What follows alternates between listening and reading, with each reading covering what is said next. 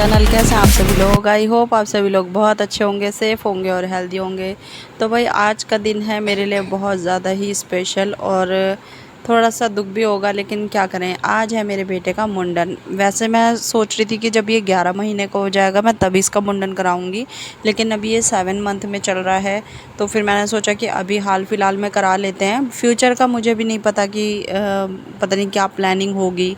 Husband की छुट्टी बहुत कम रहती है, मुश्किल ही रहती है, और संडे सैटरडे को मेरे खुद के पर्सनल काम बहुत होते हैं, तो मेरे पास इतना टाइम नहीं होता। तो ये हम जा रहे थे गढ़मुक्तेश्वर। देखिए कितने प्यारे नज़ारे हैं, गांव का एरिया है जिस एरिया से अभी हम निकल रहे हैं। सच बताऊं तो व्लॉगिंग करने का बिल्कुल मन नहीं था। स्टार्टिंग में तो मैंने एक दो क्लिप शूट कर ली थी। उस टाइम मेरी बेटी की तबीयत बिल्कुल ख़राब नहीं थी, लेकिन उसके बाद मेरी बेटी को इतनी वॉमिटिंग हो रही थी, कम से कम वो 3-4 बार वॉमिट कर चुकी थी, और बीच में ही ऐसा हो गया था कि हम वापस चलते हैं, कोई बात नहीं, कभी और करा लेंगे।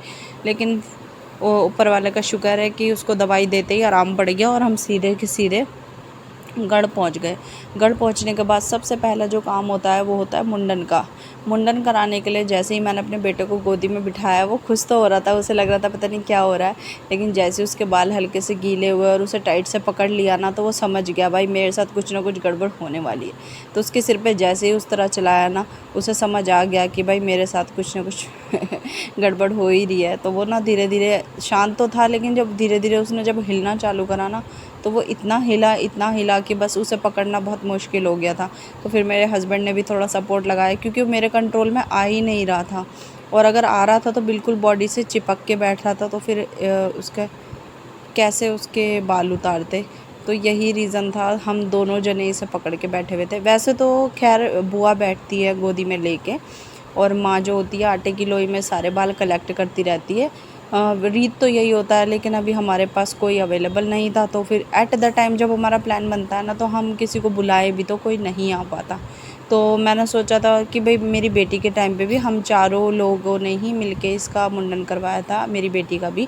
तो इस बार भी हम 4 लोग ही गए, मैं, मेरे father in law, mother in law, मेरे हस्बैंड और मेरी बेटी। तो फिर अभी ये इतना दिखने में बहुत क्यूट लग रहा था, लेकिन जब मैं घर आई ना, सच में लिटरली मैं इसको देख के इतना रोई हूँ कि मेरा बच्चा इतना प्यारा, इतना क्यूट लगता था, लेकिन टकला हो गया। फ़िलहाल मैंने इसको ना कैप लगा दी थी। कहते हैं ना कि बिल्कुल सिर नंगा करके नहीं रखते बच्चे का। उसके बाद मैंने इसके सिर पे सतिया बनाया। सतिया, हल्दी का जो सतिया बनता है, हल्दी का सतिया बनाने के बाद ना इसको कैप लगा दी थी।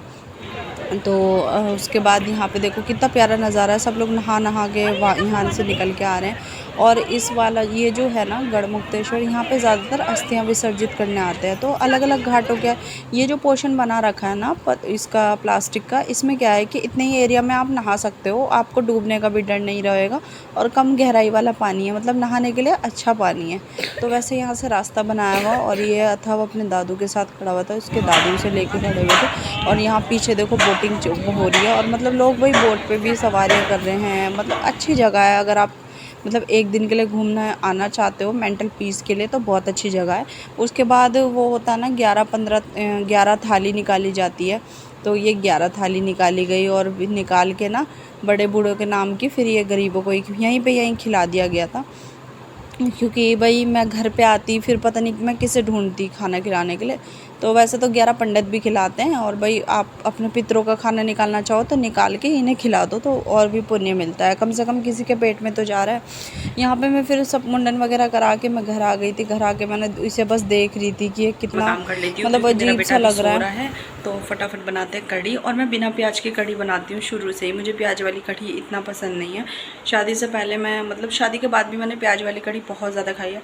लेकिन एक आंटी हैं जो मेरे नियर बाय रहती थी ससुराल में, तो उन्होंने ना एक बार मुझे बिना प्याज की कढ़ी बना के खिलाई थी। तब से लेकर आज तक मैं बिना प्याज की कढ़ी खाती हूँ, मुझे बहुत अच्छी लगती है। तो चलो फटाफट बना लेते हैं। अभी मैंने कढ़ाई में रखा है, तेल गरम होने के लिए रख दिया है, और इधर है बेसिक मसाले और मेथी, जो कि मोस्ट इम्पॉर्टेंट पार्ट है। और मैं बताती हूँ, ये हम लेके आए हैं मट्ठा। हालांकि गांव का मट्ठा आया हुआ है, लेकिन वो इसके पापा ना ऑफिस में ही फ्रिज में रख के भूल गए, तो इनका फ्रेंड लेके आया था बस। तो वहाँ पे से आने में ना लगभग मुझे 3:30 बज गए थे और हस्बैंड मेरे चले गए थे ऑफ़िस। और बेटा मेरा जब सो गया तो मुझे लगा मैं इतनी ऑलरेडी थकी हुई हूँ, अगर मैं आराम करने लग गई ना तो शायद शाम का काम भी मैं बहुत लेट करूँ। तो मैंने सोचा मुझे शाम को कपड़े भी धोने हैं, तो फटाफट एक काम करते हैं, सारे के सारे ना खाना वाना सब कुछ बना लेती हूँ। तो यहाँ मैं बनाने लग गई थी कढ़ी, क्योंकि मट्ठा लेके आए थे तो मट्ठा वो ना बेकार हो जाता पड़े पड़े। वैसे तो मैं जो फ्रिज है वो हमेशा ना बंद करके जाती हूँ, लेकिन मट्ठे की वजह से मैं खोल के गई थी फ्रिज। तो यहाँ पे ना मैं बेसन में मट्ठा और बेसन को मिक्स कर रही थी। उसमें नमक और मिर्ची जितना भी आप डालना चाहो, हल्दी अगर आप डालना चाहो तो। वैसे तो बेसन में अच्छा खासा कलर होता है येलो ऑटोमेटिकली, अगर आप डालना चाहो तो हल्दी भी डाल लो। बहुत से लोग हल्दी भी नहीं डालते। गुजरात में ये वाली कढ़ी बनती है बिल्कुल वाइट कलर की कढ़ी, वो उसमें हल्दी नहीं डलती, लेकिन इसमें मैंने थोड़ी बहुत हल्दी डाल रखी है। देखो इसको ना फटाफट चलाते मतलब इतना वो हो गया था ना, मन कर रहा था कि तुरंत बस कढ़ी बन जाए और मैं खा लूँ। और मेरी बेटी इतनी सपोर्टिव है ना कि वो मतलब बैठी रहती है। अगर मैं उसे कह दूँ ना बेटा कुछ भी हो मुझे तुरंत आवाज़ मारना, तो वो मेरी बहुत हेल्प करती है। तो उसके सहारे तो मैं आधे से ज़्यादा काम कर भी लेती हूँ। और यहाँ मेरी बेटी को ना किंडर जॉय दिया था इसके पापा ने ला के, तो वो उस किंडर जॉय में से निकला था एक प्यारा सा टॉय। वो ना लॉकेट के टाइप का है, जैसे लव बर्ड होते हैं, तो उस पर स्टिकर लगाने थे, तो वही लगवाने के लिए आई थी कि मम्मा आप मुझे ये लगवा दो। तो वो लगा रही थी। मतलब मैं ना अपनी बेटी के साथ हर एक चीज़ को ना एंजॉय करती हूँ। ऐसा ना बच्चे के साथ बच्चा बन के रहोगे ना तो वो आपका बेस्ट फ्रेंड बन जाएगा, और बेस्ट फ्रेंड के साथ बहुत अच्छे से रहा जा सकता है। इवन आप ना बच्चों के साथ ना पेरेंट्स की तरह नहीं, फ्रेंड की तरह रहो तो और भी ज़्यादा अच्छा रहता है। तो मेरी बेटी को ना मेरे साथ जो जोन मिला हुआ है वो फ्रेंड वाला मिला हुआ है, मम्मा वाला नहीं। तो यहाँ पे ना मैंने फटाफट पकौड़ियाँ भी बना ली थी। और मैं ना जो कढ़ी बनाती हूँ ना वो बिना प्याज की कढ़ी बनाती हूँ। तो बेसन में ना जितना ज़्यादा बढ़िया सा हींग डालोगे ना उतना ज़्यादा टेस्टी लगेगी। और यहाँ दूसरी कढ़ाई में मैंने पकौड़ियाँ रखी और बहुत सारा पानी डाल दिया ताकि ये ना सॉफ़्ट हो जाए। सॉफ़्ट करने के लिए मैंने रखी, और भाई मेरी बेटी ने कर दिया मेरा दिमाग ख़राब। उसको ना अब कढ़ी नहीं पसंद है और वो कह रही है मुझे आलू की सब्ज़ी खानी है। बस मैंने तो सिर पकड़ लिया, भाई आज तो मैं फंस गई, इतना थकी हुई हूँ ऑलरेडी और मेरी बेटी ने रख दी है एक और डिमांड कि अगर मैं खाऊँगी तो आलू की सब्ज़ी, वरना कुछ नहीं खाऊँगी। तो भाई मैं तो अपना सिर पकड़ के बैठ गई कि अभी क्या करूँ। फ़िलहाल वीडियो अच्छी लगी हो तो like, subscribe, share, bell icon को क्लिक ज़रूर कर देना।